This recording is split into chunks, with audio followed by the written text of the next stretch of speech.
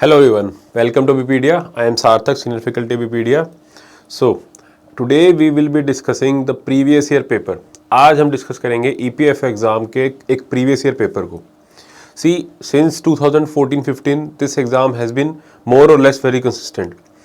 आज हम जो करेंगे, आज हम 2021 रिसेंटली जो एग्जाम्स हुए हैं पहले हम उन्हीं को एनालाइज करेंगे बिकॉज थोड़ा सा पैटर्न में शिफ्ट है और उसी पैटर्न जो शिफ्ट है उसी पैटर्न के ऊपर ही आपके आगे जो फ्यूचर एग्जाम्स होने वाले हैं EPFO के वो उसी पे बेस्ड होंगे. मोस्ट प्रोबेबली उसी पे बेस्ड होने चाहिए. 100% श्योरिटी से तो कोई भी कुछ नहीं कह सकता, बट एक एनालिसिस के अकॉर्डिंग कहीं ना कहीं वो सही ही बैठता है, right. So on that basis only today we will be analysing the exam of 2021 वाले पेपर को जो EPFO है इसको थोड़ा एनालाइज करने की समझेंगे, थोड़ा देखेंगे किस टाइप के क्वेश्चंस आ रहे हैं, कौन कौन से सब्जेक्ट्स के क्वेश्चंस आ रहे हैं और अगर आ रहे हैं तो किस लेवल तक आ रहे हैं, कितनी डेप्थ तक आ रहे हैं, क्या फैक्चुअल आ रहे हैं, क्या एनालिटिकल आ रहे हैं, इस टाइप से चीज़ें. So we will be analysing the 2021 paper as a whole, right. So before that एक बार थोड़ा क्विक रिमाइंडर हो जाए कि एग्जाम का पैटर्न क्या था, राइट. दो ही लेवल है, एक रिक्रूटमेंट टेस्ट है जिसको शॉर्ट में RT and then interview. Recruitment test का जो बात करें अगर हम, कितने क्वेश्चंस आएंगे इसमें 120, राइट. अपने प्रीलिम्स की तरह नहीं है, यहाँ पर 120 क्वेश्चंस आते हैं. 120 क्वेश्चन आएंगे और हर एक कितने 300 नंबर का पेपर होगा. तो हर question every question carries 2.5 marks, 2.5 number का एक क्वेश्चन होगा. And once again negative marking भी है, कितनी 1/3 नेगेटिव मार्किंग रहती है. तो यू कैन से 0.83 के अराउंड नेगेटिव मार्किंग भी रहेगी अगर एक भी क्वेश्चन गलत होगा तो, राइट. और उसके बाद आता है अपना इंटरव्यू, और जो आपके फाइनल मार्क्स जुड़ने हैं वो दोनों के मार्क्स ऐड होके बनेंगे. पहले आपको इसकी कट ऑफ ऑब्वियसली इसके कट ऑफ से क्लियर करनी है. कट ऑफ के ऊपर भी जो आपके मार्क्स आ रहे हैं, टोटल जो मार्क्स है दैट प्लस द इंटरव्यू, जो marks that you will gain in interview, दोनों को ऐड करके जो फाइनल मेरिट लिस्ट बनती है उसके बेसिस पे the final result will out, उसी के बेसिस पे फाइनल रिजल्ट निकल के आता है, right. So this was the process and I hope आप ये जानते भी होंगे. ये जो प्रोसेस है बेसिकली EPFO एग्जाम को थोड़ा डिफरेंट ही बनाता है बाकी एग्जाम से, क्योंकि इसका पैटर्न थोड़ा सा डिफरेंट है. इनफैक्ट यहाँ पर सिर्फ एक ही स्टेज और सीधा फिर इंटरव्यू है. नॉर्मली मेंस भी होता है, बीच में दूसरा लेवल होता है और उसके मार्क्स ऐड होते हैं. यहाँ पर पहला ही स्टेज है, सीधा उसी के मार्क्स ऐड हो रहे हैं आगे, राइट. ओके. सो और ये हाँ, वन मोर थिंग, अगर हम कट ऑफ की बात करें तो इस मतलब around you need to secure around 65% marks, 60 to 65 I would say, 60 to 65% total जो मार्क्स हैं उसकी एवरेज रहती है आयरन. मतलब 300 में से अराउंड आपके 180 के अराउंड 180 to 190 के बीच अगर आपके मार्क्स बनते हैं, ऑन एन एवरेज वहीं कट ऑफ रही है. इस साल के अभी तक आउट नहीं हुआ, फाइनल रिजल्ट आएगा, भी इंटरव्यू रहते हैं. इस साल का फाइनल रिजल्ट आया नहीं है तो इसलिए बता नहीं सकते कुछ, बट अभी तक का जो ट्रेंड रहा है अराउंड इतने मार्क्स आपको लेके आने पड़ते हैं सो दैट आप कट ऑफ के ऊपर रहे, राइट. सो ये this was a general overview, although हमारी एक सेपरेट वीडियोस भी है जहां पर हमने अच्छे से एनालाइज किया हुआ इन सारे पैटर्न को भी, right. Okay. So with this let's start the analysis of the previous year paper. Just a sec, right. So this was it. इसमें अगर हम देखें सबसे पहला जो क्वेश्चन आपके सेक्शन आते हैं, हम सीधा टॉपिक को क्वेश्चन बाय क्वेश्चन ही देखते चले जाते हैं, ओवरव्यू देखेंगे एक फटाफट, राइट. सो कि एक जनरल आइडिया जरूर लगे कि कौन सा टॉपिक से कौन से क्वेश्चंस आ रहे हैं, किस लेवल तक आ रहे हैं. सबसे पहले बात करेंगे इंग्लिश की. बहुत ही स्ट्रेट फॉरवर्ड और इजी लेवल के क्वेश्चंस आए गए थे इंग्लिश में से. तो स्ट्रेट फॉरवर्ड जो आपकी जनरल आपकी इंग्लिश आती है, जो आपके बैंकिंग लेवल तक भी आती है कि antonym, synonym, fill in the blanks और दिस टाइप के questions. See here if I say see, यहाँ पर हम आते हैं सीधा सीधा एंटोनिम पूछे हुए आपसे, स्ट्रेट फॉरवर्ड क्वेश्चंस है. लेविश का अपोजिट क्या होगा आपका, फ्रूगल होता है, राइट. वेलोर का अपोजिट क्या होगा आपका, फर्टाइल का अपोजिट क्या होगा, बैरन होगा, राइट.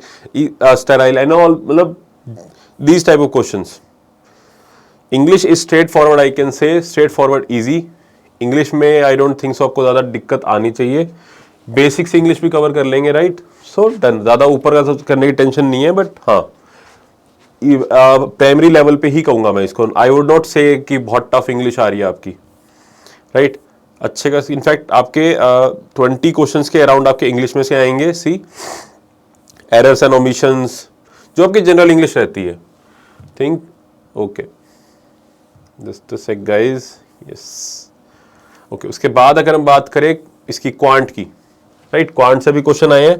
क्वांट से I would say easier side ही है क्वांट, वंस अगेन क्वांट वाले क्वेश्चंस भी हैं, you will find straight forward questions हैं, right, which of the following arithmetic mean, मतलब आप अगर कंपेयर करें सी सेट से, यूपीएससी के सी सेट से कंपेयर करें, बिल्कुल ही मत करना, वो बहुत ही हाई लेवल का हो चुका है आज की डेट में। यूपीएससी में जो सी सेट पूछ रहे हैं प्रीलिम्स के अंदर अपने, उसका लेवल बहुत ज्यादा इंक्रीज हो चुका है, उससे अगर कंपेयर करो तो बहुत ईजी लगेगा ये, राइट।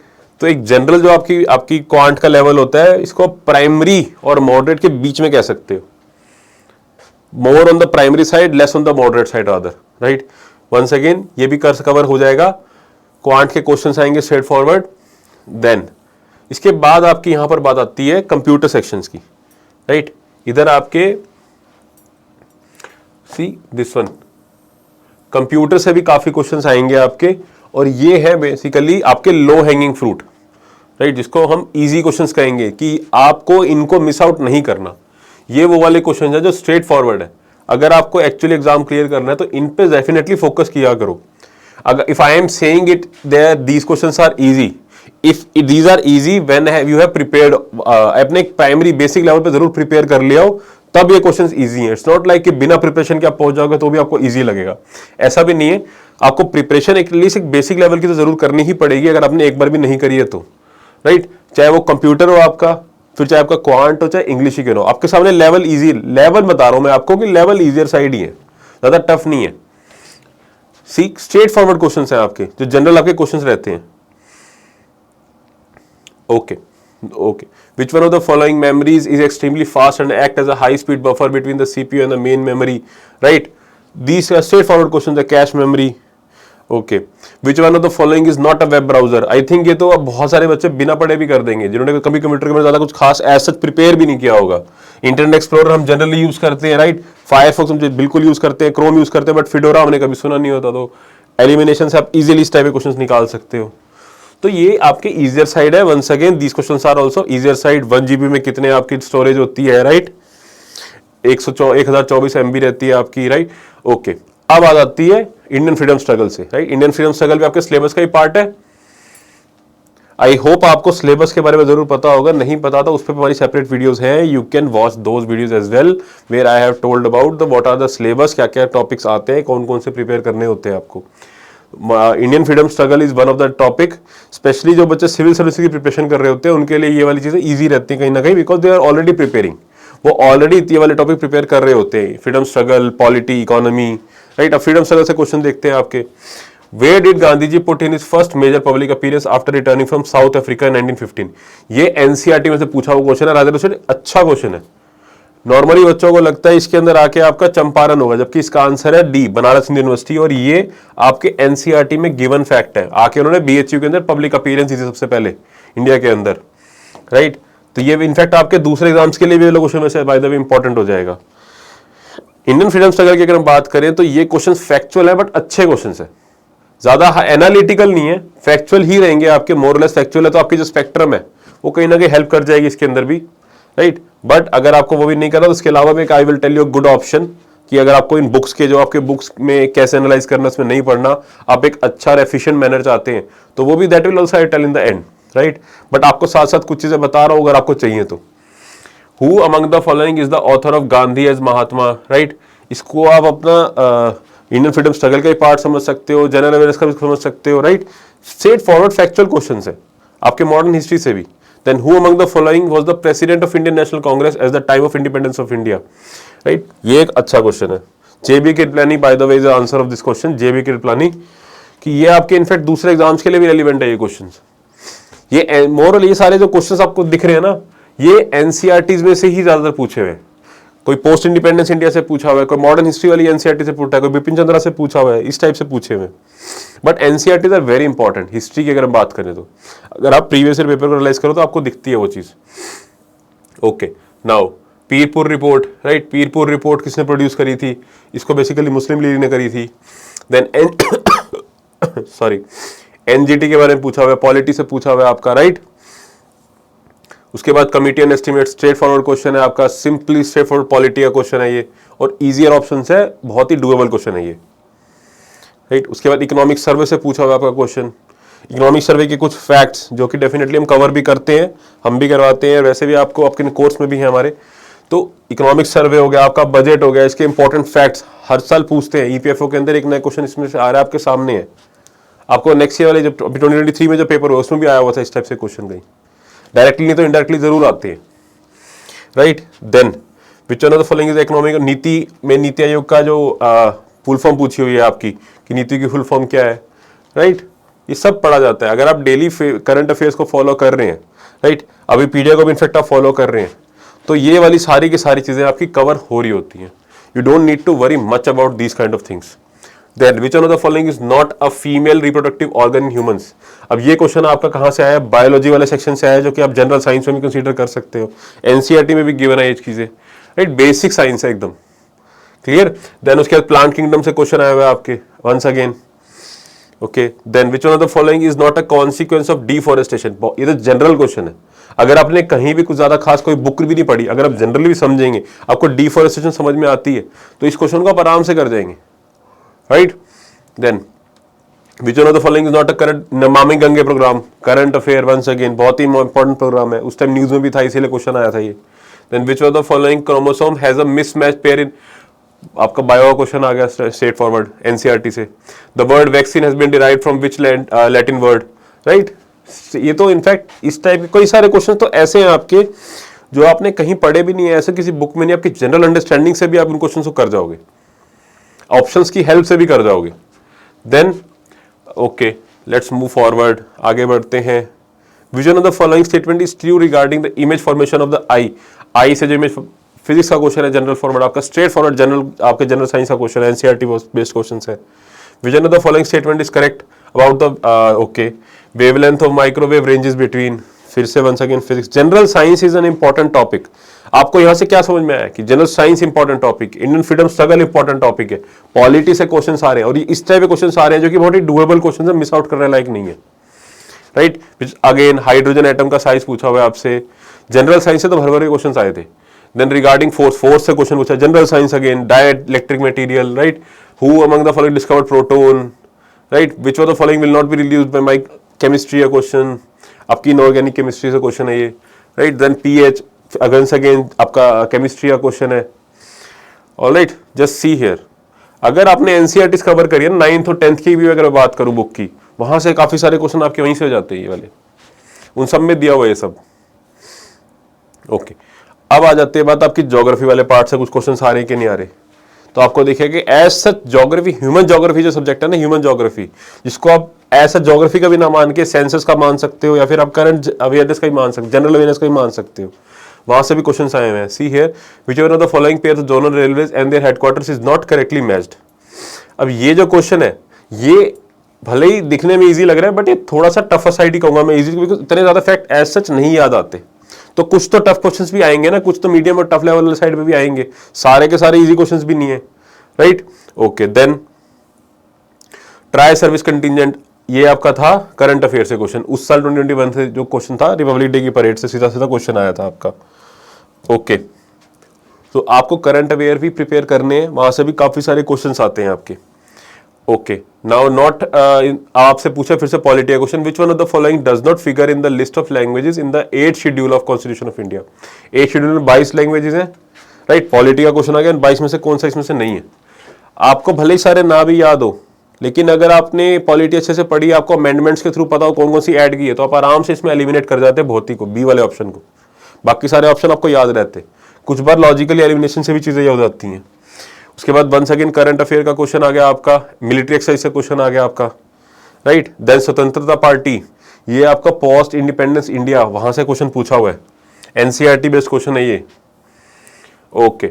उसके बाद अब बात आती है आपकी industrial relations, alright. Now comes अब इंडस्ट्रियल रिलेशन, जो प्रॉपर जो आपका ईपीएफओ के लिए आपको सेपरेटली प्रिपेयर करना पड़ता है, उसमें से भी कुछ 8 to 10 क्वेश्चंस आपको हर साल देखने को मिलेंगे। लेट वी सी, अब देखते हैं।